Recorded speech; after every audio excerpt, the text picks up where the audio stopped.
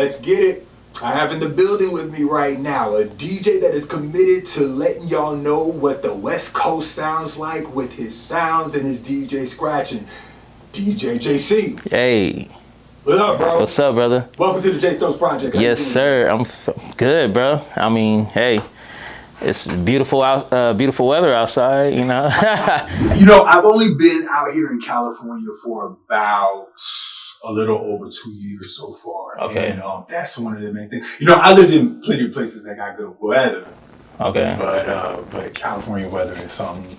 Hey, everybody want to be here, bro. Like, I thought it would be a lot hotter at this stage of the game, but yeah. Like, you know, I'm used to places that are a lot more humid. But California got something about it that's a little bit more cool. It's warm. Yeah. But it ain't like it ain't trying to give nobody heat stroke. Right. Oh, it's been like that. I could tell you, I've been believing in global warming now since I've been out of high school. I'm like, oh, this is what they've been talking about. So, yeah. Most definitely. Yeah. Well, I got you in here because I love for people to tell their story and everything. You've worked with very interesting people so far with you being a DJ, and then, you know, with you being a part of the Southern California culture, or, you know, the West Coast culture in general. Right. You got a really cool story. So we're gonna go ahead and we're gonna start from the beginning. For sure. You're born and raised in Los Angeles, right out here. Right. What part? I think my first 5 years was in South LA. Been more in the mid of LA. So I always represent mid city Los Angeles. If you're familiar with that area, it's like Miracle Mile, next door to Koreatown, not too far from Hollywood. You know, it's like right there. So that's who made me feel more comfortable, is that side of town. Yeah, because that's what it is like as far as, you know, being comfortable, especially as a child growing up and everything. You know, what were your, like, for a kid, and you was growing up as a kid, what was it like? It was good. I pretty much mom's only child. You know, I have a brother. We're like 4 years apart, but just being my mom's only child, I mean, it you know, you can say I was spoiled, but I got what I wanted, you know, because I did my chores and everything. So, but I was a video gamer, you know, but after a while, kind of, you know, started getting into the music. My mom never really, how can I say it? She always played music. So I was so used to just being around a lot of music too. And yeah, I mean, it's just, you know, yeah, I had a bike. I had, you know, I had my regular childhood. I didn't have a bad childhood. You know, a lot of people like, man, you know, you remember a lot of stuff when you was a kid. Yes, because I didn't have a bad childhood. So that's what's you up. know, so you know, just hey, you know, been a good but a good childhood, bro. Yeah, that's man. All I say. Hey, man, gotta stay out of trouble. How many siblings you say you had? So I have one brother and I have two sisters. So they're we share the same dad, but we don't share the same mom. All right. Cool. So my brother he shared the same dad and same dad and mom with the sisters, and then it's just me. You know, just me and mom. Nah, that's what's up. Yeah. You know, any fun childhood memories? Because we hear a lot of stories, a lot of interviews about you know, people growing up in Southern California and everything like that.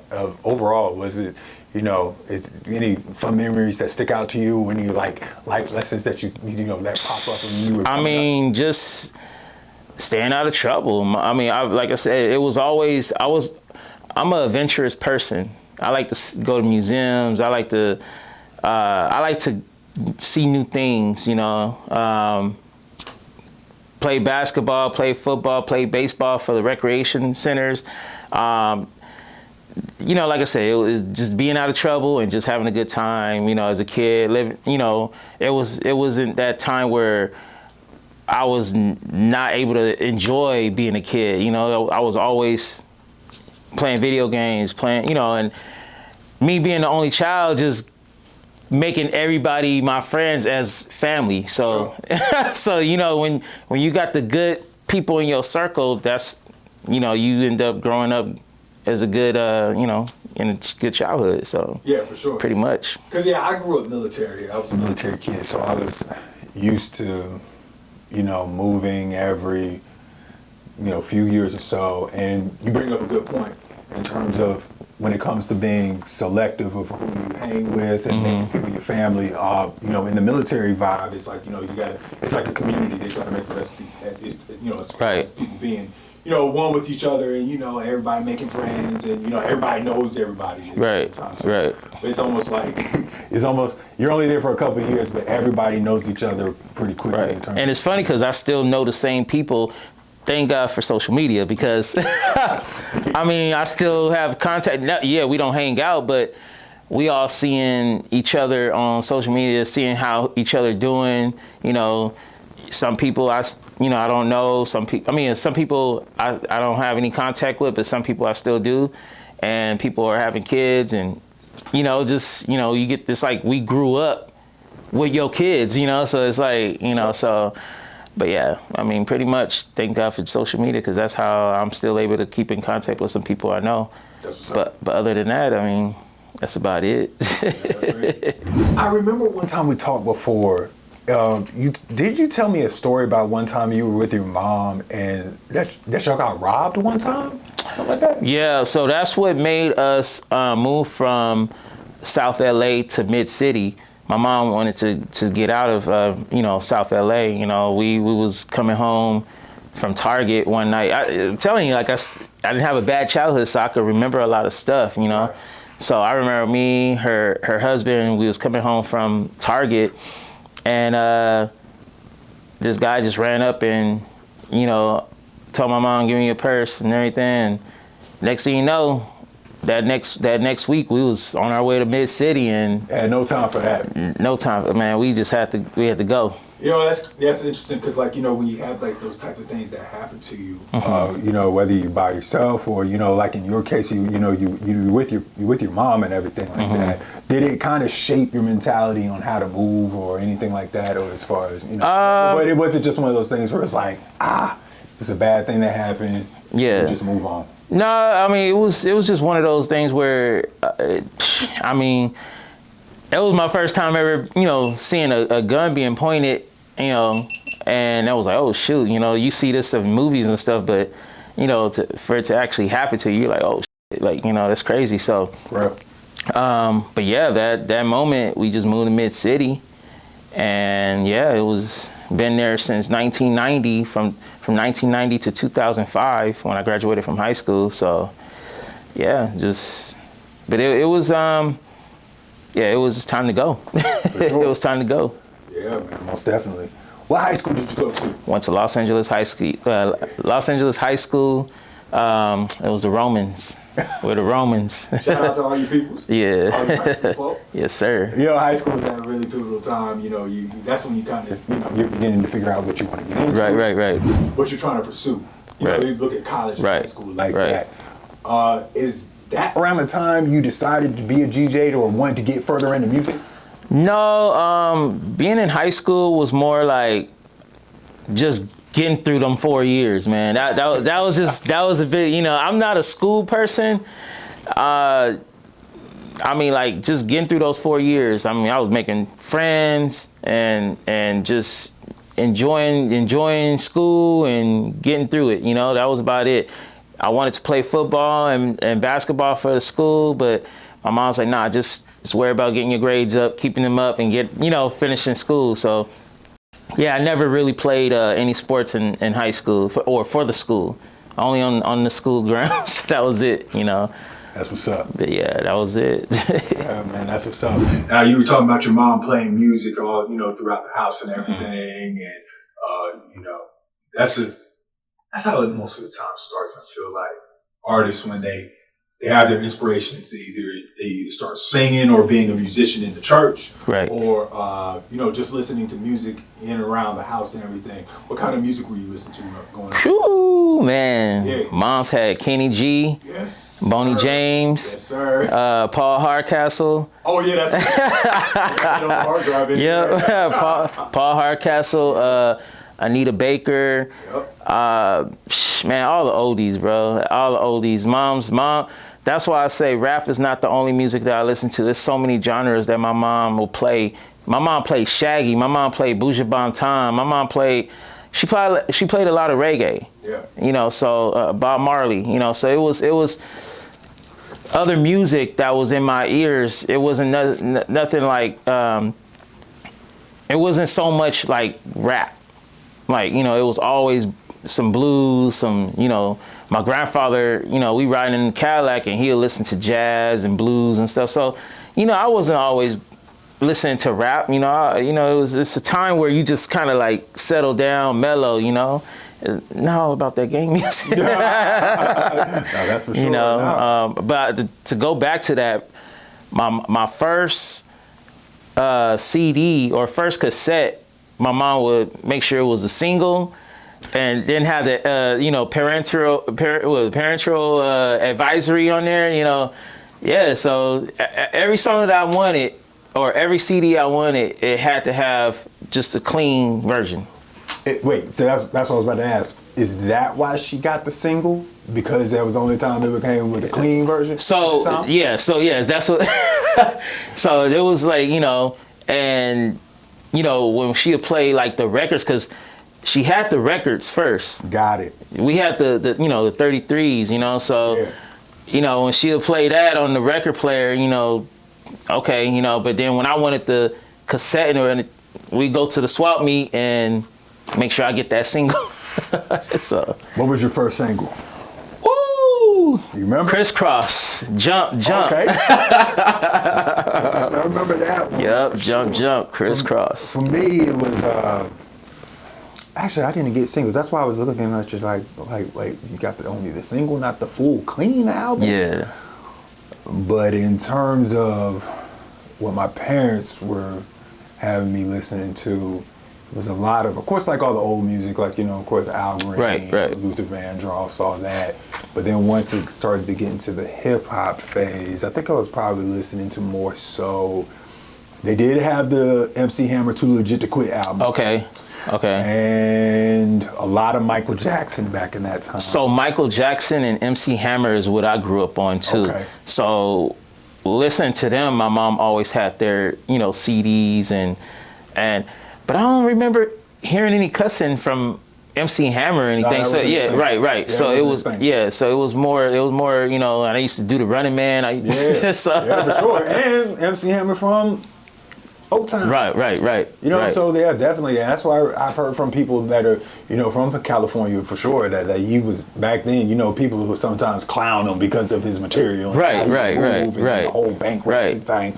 But, you know, that music was banging.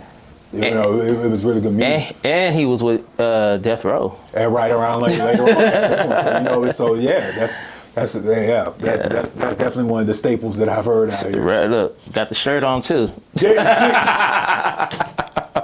I wasn't even paying attention. Yo, as far as what was it that made you go, I'm gonna go ahead and get behind the ones and twos? So, to rewind back when I first started listening to music, my mom had the cassette player with it was a record player, cassette player, and DVD player. DVD player, CD player. So I used to take music off the radio. My favorite songs that's coming up, I'm like, oh, okay, I gotta hit record. My mom always had blank cassettes. Okay. So I used to always press record. I used to make my own playlist on cassettes. Oh, that's what's up. So it was always, I've always been a DJ to myself. Like, I've always been getting in the car, hey, Dad, look, you know, press play. And I'll, you know, side A, side B, I will always have like the same songs on repeat or something like that. But then fast forward, I don't know who came, I don't know if it was Rockstar or somebody came out with the, one of those game companies came out with DJ Hero and Rock Band and all that. So, so when I got DJ Hero, that's when I was like, oh man, this is something that I really wanted, you know, oh man, you know. Then next thing you know, just broke down. Then I'm like, damn, how do I, you know, go from there? But yeah, I just started to be, you know, more of a, how can I say it? Just recording you know, making my own not blank CDs, making my own mixtapes on CDs. And then next thing you know, I was like, okay, you know what? I want to become a DJ when I met DJ VIP. Okay, we're gonna get to that a little bit Okay. later. We're gonna get to that a little All bit right. later. So is it fair to say that, you know, from that beginning that you kind of learned it on your own, or just kind of had to, it was kind of like you saw it and you just did it, like as far as, you know, seeing certain DJs and everything Yeah, like that? so I'll say that, yeah, more like just, you know, taking music and trying to make that clean transition from from cutting out the advertisement on the radio and just trying to blend it into the next song. So that's how I kind of started my ways of being a DJ. Getting into the DJ scene, I know when I was overseas, I worked with, you know, DJs. Mm-hmm. Even when I was in college, I worked with DJs as far as marketing and, you know, trying to promote events and stuff like that. And then when I got to Tokyo, I was doing video and I was emceeing for the DJs. And I noticed that getting into that scene is pretty tough as far as meeting people sometimes, because Right. when you're first starting out, and I think it's like this for any artist, but when you're first starting out, it's trying to get people to come and see you do your thing. Right. Were there some like obstacles that you like really faced in terms of trying to get that, I guess that attention in a certain sense? No, because I I'm a people person, so I like to network and just, you know, hey, let me spin your music. Oh, let me spin. You know, if I'm not booked at a club, or if I'm at a party and it's you know, that genre or that type of music can be played where I'm at, then I could press play. So pretty much that's, you know. But I've always been networking with so many people, so it's not tough at all. If you're in LA, it's really not tough. I think it's just who you meet with. You know, that's about it. That's probably what it is, because I being in Florida and then being overseas, and then I worked with a couple of DJs in Germany, and you might be. I mean, I'm sure you're right. It's probably one of those things where it depends on where you're at. Yeah. And then and who you meet, who you network with. Too. There you go. That's one of the things, and I think a lot of people see my personality, and it's like, okay, he a cool person, like.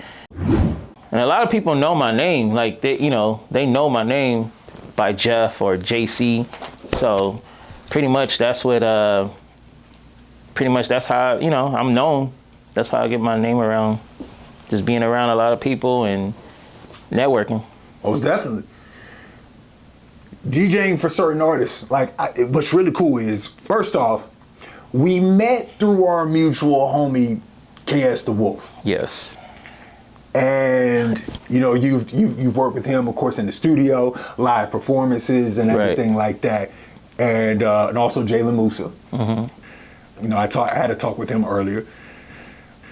Y'all have pretty much a group, like y'all had a group that or still are working together. Yeah, it's called the Pack. Yes, y'all. And what's good about that, and that's what I think is really essential, what's really key when it comes to producers, DJs, artists, singers, or rappers, is that it's good if you have that team, kind of like a top dog situation. Right. It seems like it's kind of like that, It's good that you guys have each other's back and support like that. How did you guys meet? Man, so how I met KS the Wolf, by a friend of mine that was working with DJ VIP.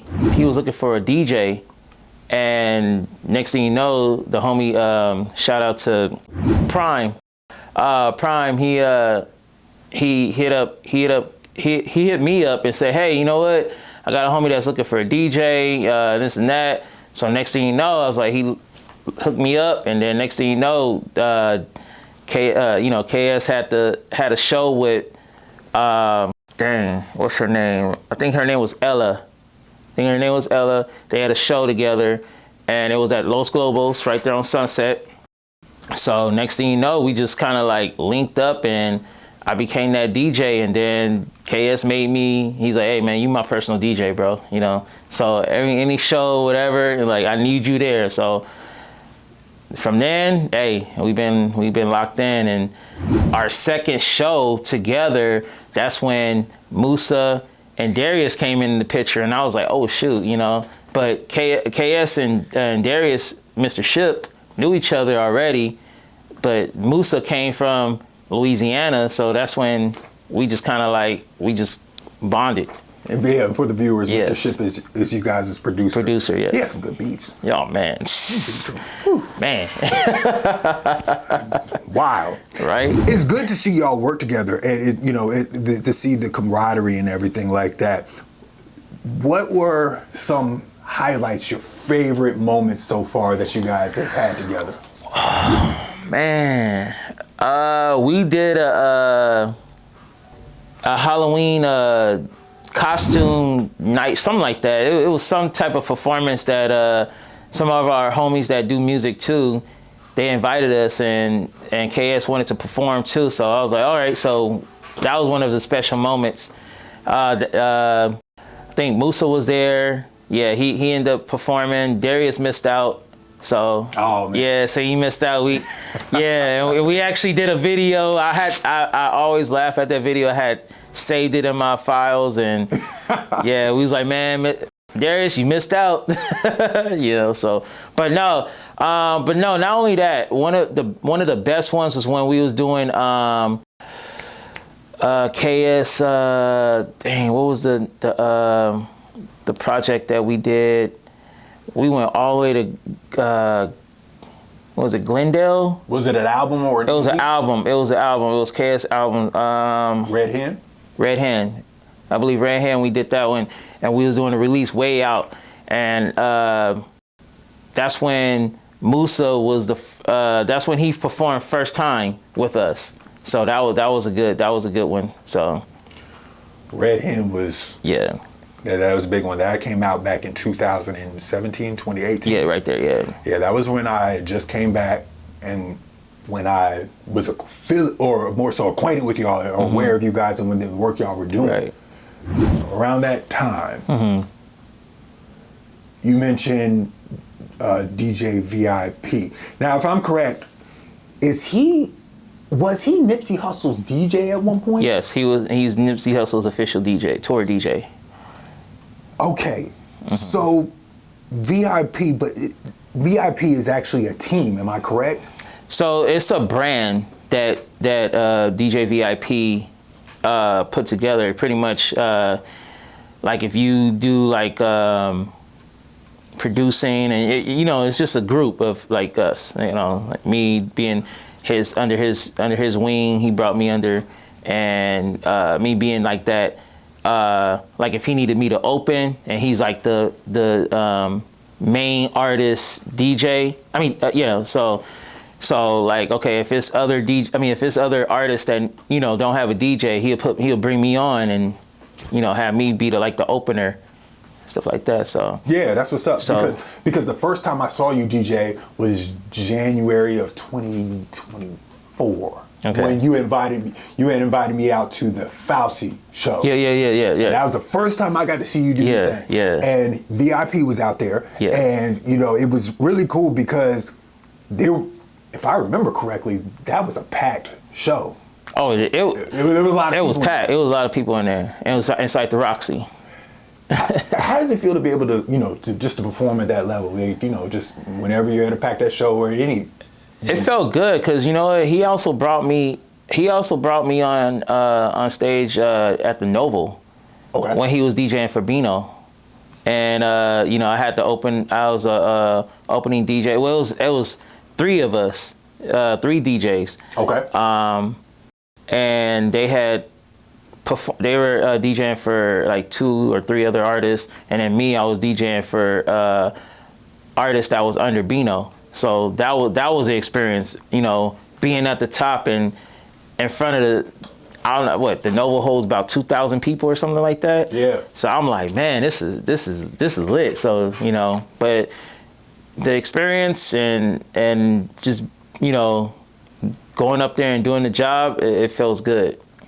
That's what's up.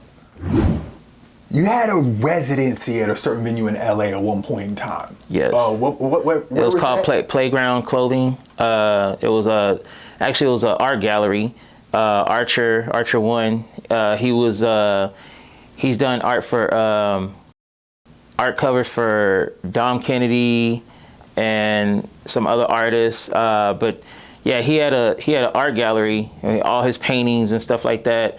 I was right there on 6th and Spring on the corner. That corner it changed a lot. It used to be a Starbucks across the street. None of that is there no more. But yeah, I used to be the residency DJ, man. Like I think it was once.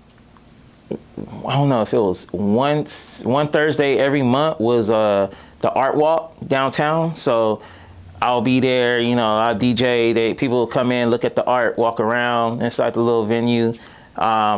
Yeah, man, it was lit. It was painted all pink and stuff like that. So, I mean, that was, yeah. We had shirts, we had prints and everything. So that was my residency. So whenever they needed me, whenever there was a little event that we had going on, I was there. And when did that start, and how long did it go for?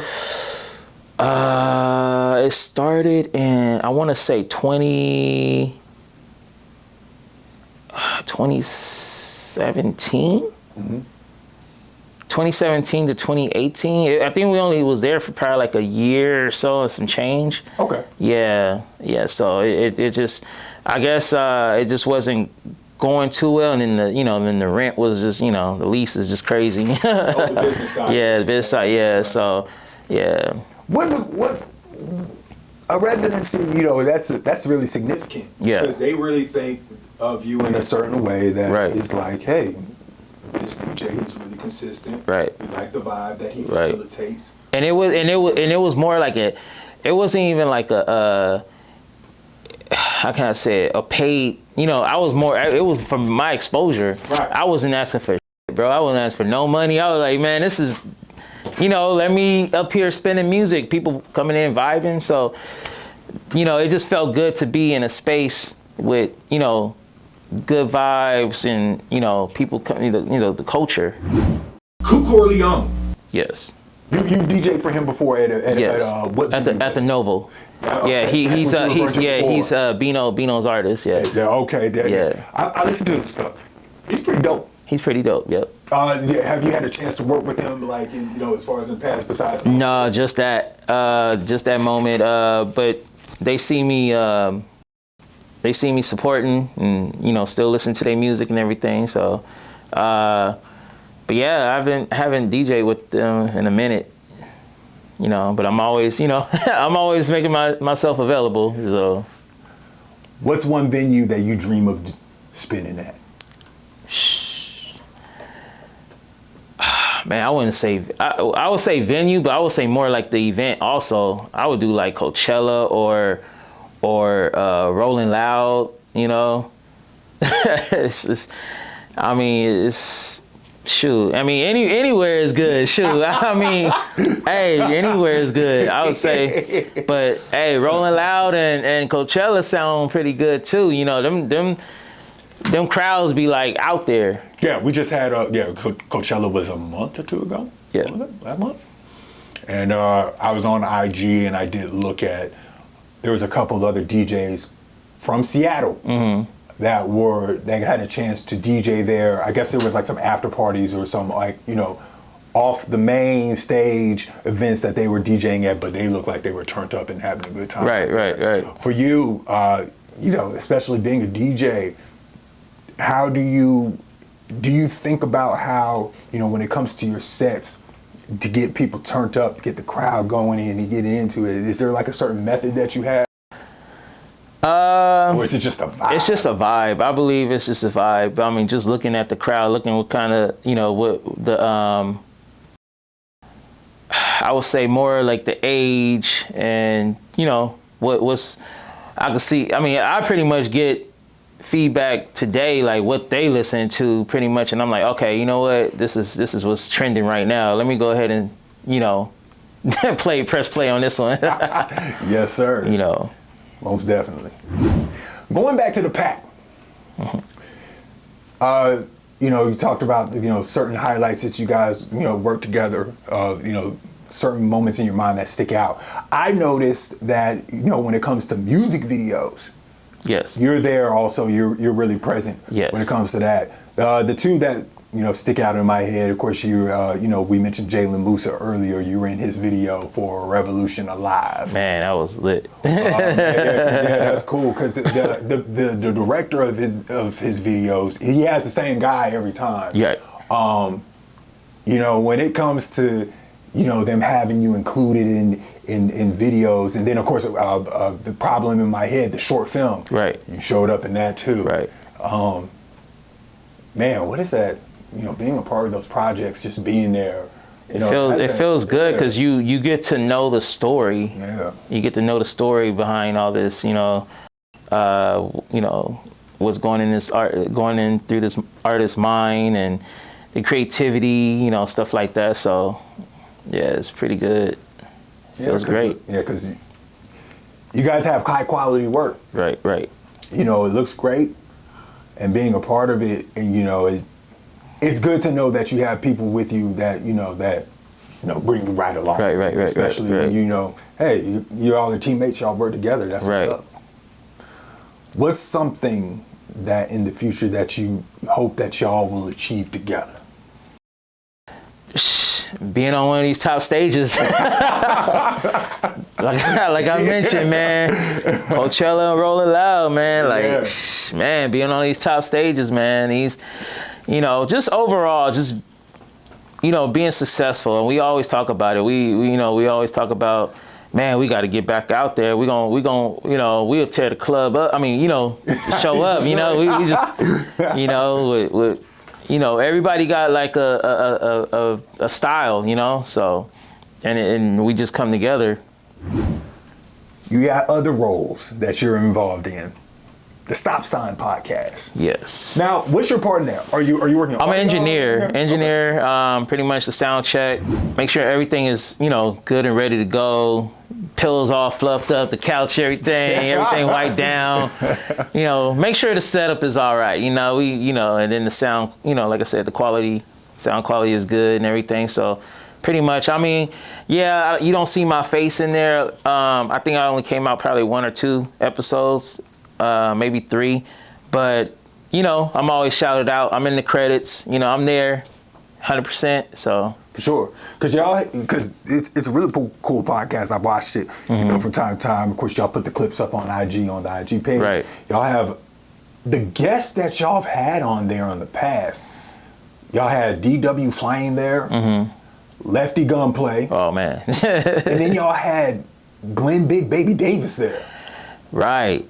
How do y'all get these guests? That's my boy JoJo. Shout out to Stop Sign Joe, man. But yeah, he's outside mainly at these, you know, events and stuff, and you know, and he's able to get them in. The Stop Sign podcast definitely is a podcast you definitely check out. What else is going to be coming up next with it? Do you know if there's going to be any? I don't know who's up next. I don't. It's, you know, a lot of artists be having their days where they, you know, where they're getting booked and stuff. So sure. Might get a cancellation here and there, but pick it back up another day. So. Most definitely. I hope y'all. Good luck to y'all. I hope y'all keep it going. Oh yeah. After seeing the guests that y'all have had on there and what you're doing with it, and yeah, y'all keep it up. Y'all should be straight.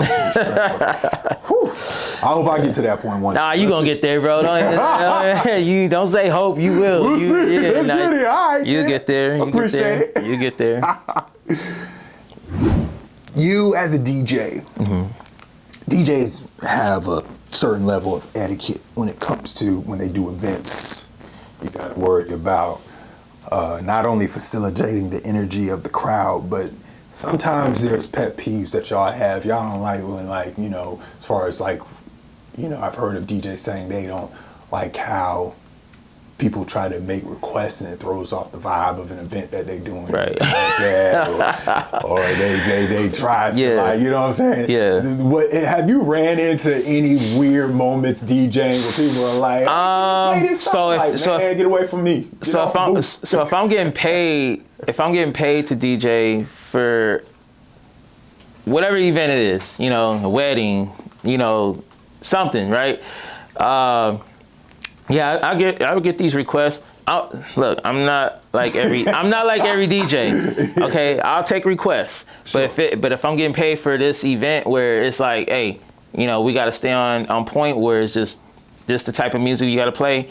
That's the type of music I got to play. But I'm a DJ that will take requests. I will take, hey, I will get a shirt that says I take requests. You might as well get it. Hey, as long as it's, you know, yeah, if I'm able to, then yeah, I'm down. But most definitely. If it's an event that I'm getting paid for and they say no request, okay. For sure. But I'm a DJ that takes requests. Yeah, because it's crazy. Like, you know, like I said, I've worked with DJs in the past. Yeah. And it's funny because, you know, you have you got them people, they have a little bit too much to drink. Right. Be all over the booth and they be looking at your equipment. It's like, hey, yo, you messing up my vibe. Yeah. Yo, chill out. But sometimes them requests like that I've been given, and it's like, oh shoot, I ain't never heard this artist before. Thank you for putting me on. You know, like so. Like I said, I take requests. Sometimes sometimes them requests do help. You know, for me. You know, personally. So most definitely. The being on the West Coast, what's your favorite part about being in the music scene? You know, with all the music, there's a lot going on here. You know, historically, it's legendary. Yeah. You know, and when however you look at it, you're a part of it. Right. But but how you're doing it. What's your favorite part about just overall, with what the West Coast culture has contributed and what it's still contributing? What's like what makes you feel so good about like doing it? Like our sound is just great. I just love it. It's just the vibes are, man, like they say, the best coast is the West Coast, man. It's just so much. It's just so much. I mean, I like talking to you on your live and you saying, man, you go to Japan, man, everybody bumping. They got lowriders out there, and you know, it's just that culture of the West Coast. It's just you know, you don't see that. I don't know. You can't. I don't know if I could ever be adapted to the South or how they. Listen. It's a different feel. You know what I'm saying? Because that's for me, especially being in the States. That's where I'm from. You know, I mean, like I said, I grew up military, so I've been all over the place. But as far as where my family members, all my relatives, you know, it's the South. Yeah, definitely from the international side. Yeah. Like I said, you will go on social media and see people from different countries, you know, wearing the West Coast attire, listening to the music. I remember like Halloween block parties in the city.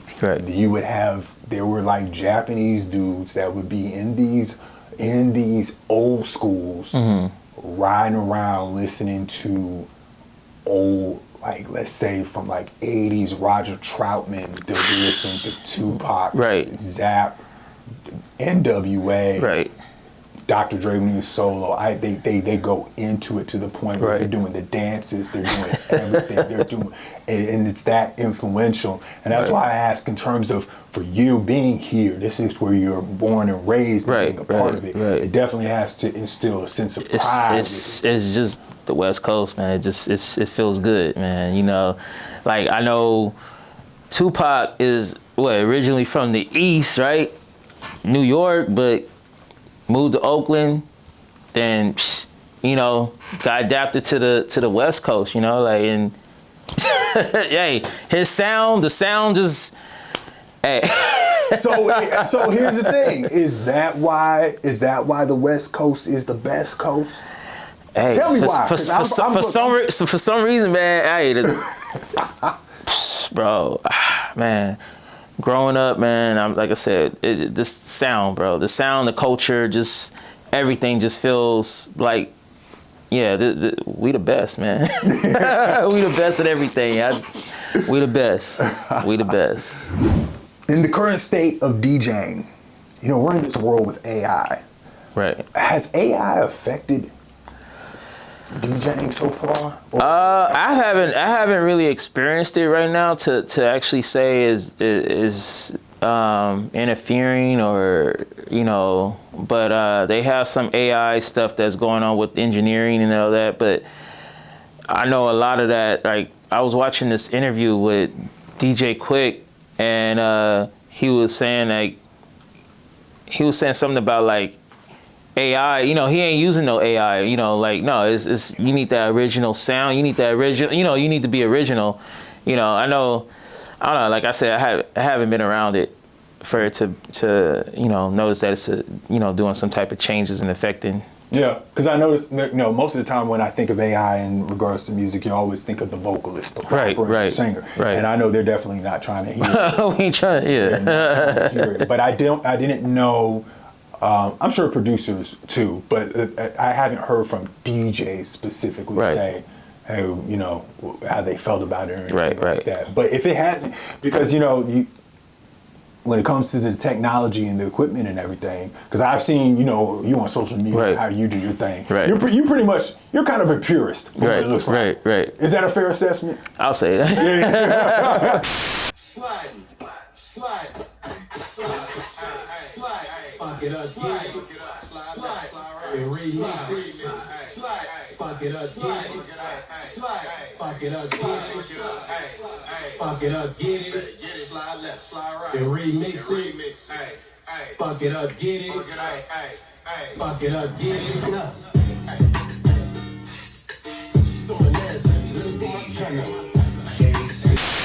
Like, it seems like you kind of just keep it like, you know, as far as bringing it to the basics, keeping it at the basics and everything like that. And it's you know, it's something that I wondered. I'm like, yo, is AI going to affect this? I hope not. It's always good to see someone in the booth actually doing it. Right. We ain't trying to have no no AI. Yeah. We need the real deal. We need the real thing.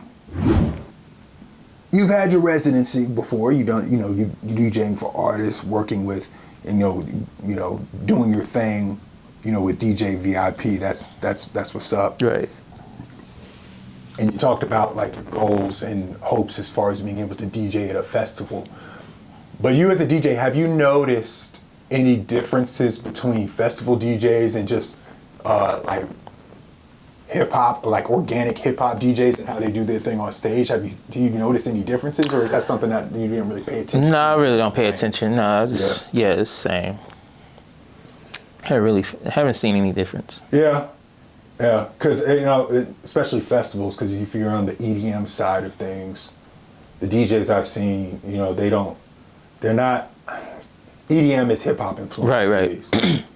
But it just seems like it has a different vibe. Even I noticed working overseas and seeing how they kind of function and how they structure their sets versus an organic like DJ that actually, you know, is trying to like wow you with the skill. Yeah. And I wonder, I'm like, yo, is there any differences in it? You know what I'm saying? Right. But I think that for you, it's like it's a win-win situation.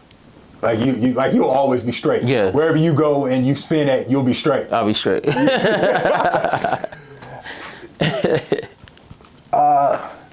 What keeps you motivated in this work? Man, just the music. Just hearing people and seeing people doing their thing, and you know, like I like to tell people, you know what? Transitions is like my orgasm, bro. That is like, ooh, I like the way that sound. Ooh, okay, you know, I like how that. Okay, you know. I like how that, you know, that sounds. So I'm always, you know, you see me, I'm always like, man, that's okay. I'm gonna put this song with this. This sounds good, you know. So, but yeah, that's something that keeps me motivated, man. It's just like I told you, I've been my own DJ since I was a kid. You know, I just love music. You know, no matter what, bro. I'll sit here, you know, and just listen to, you know, even if it's not rap, I'll listen to some some jazz, you know. Shoot, I'll transition some jazz. Makes sense to me, for sure. How can we show respect to the DJs, man? How we show love and respect to them? Just you see something you like, you know, or even if it's not in your how can I say it? It's not the type of music you listen to, but you know, just support them. Just, you know, share it, like it, you know. Just show some support. That's all it is, man. So yeah, there's respect. Yeah, I respect. Like I don't listen to a lot of rave music or EDM and all that, but hey, you know what? I respect them, bro. Sure. Like man, the skills and all that, twisting knobs and all that stuff, and sure. Getting the crowd to go. You know, hey, that's something I say. Just show a lot of love. You know. You know, we doing a lot of work. We doing a lot of work. We're doing a lot of work. As we mentioned before, you were born and raised out here in California.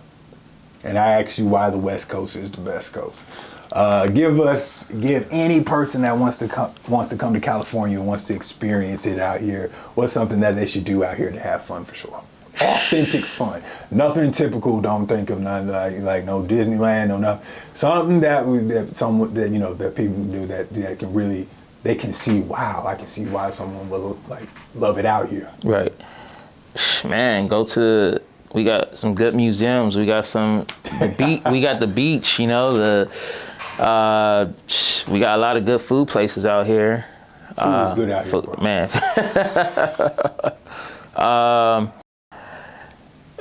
Man, it's a lot of stuff to see. You got Hollywood, you got, you know, it's so much, man. You don't know who you standing next to, and if you going somewhere to eat or whatever, you might not know that this person right here is a celebrity, and you know, next thing you know, you look up like, oh shoot, what? You know, this is so and so. You know, so yeah, I mean, but. Man, it's so much to do out here. You know, so much stuff to do out here. This is the best. Most definitely. The weather, you know, you can't. Man, you see all the weather on the East Coast. It's just raining. You come over here, it's just.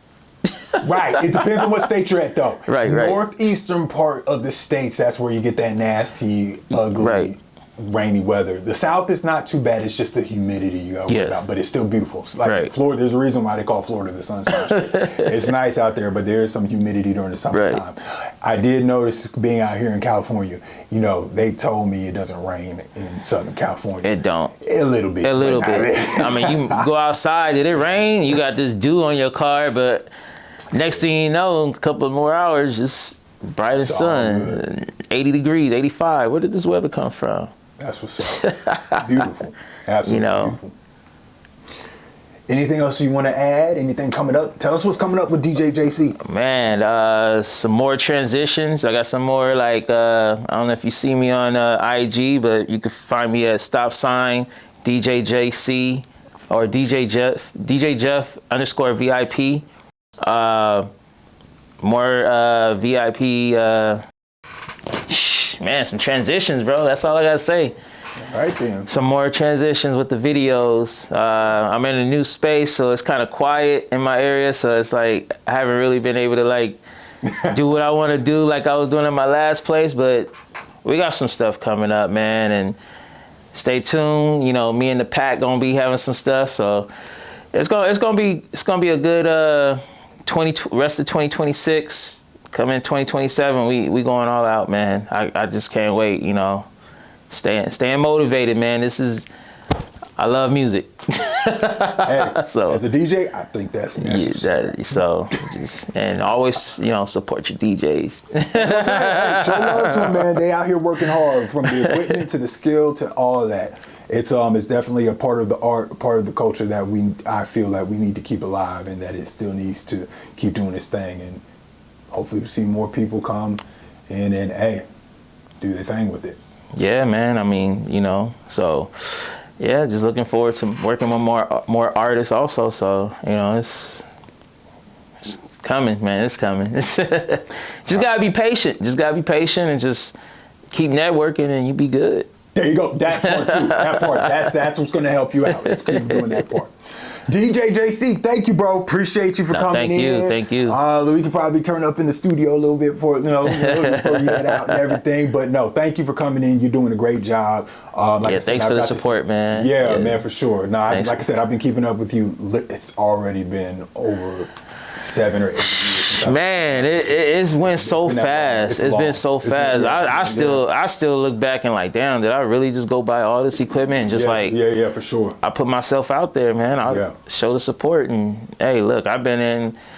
So the music videos that you only see me in the past, probably like 6 years, 7 years, something like that. Like my first DJ, like my first gig was a music video shoot, so I'm in that one. So it's by AB Cove. It's called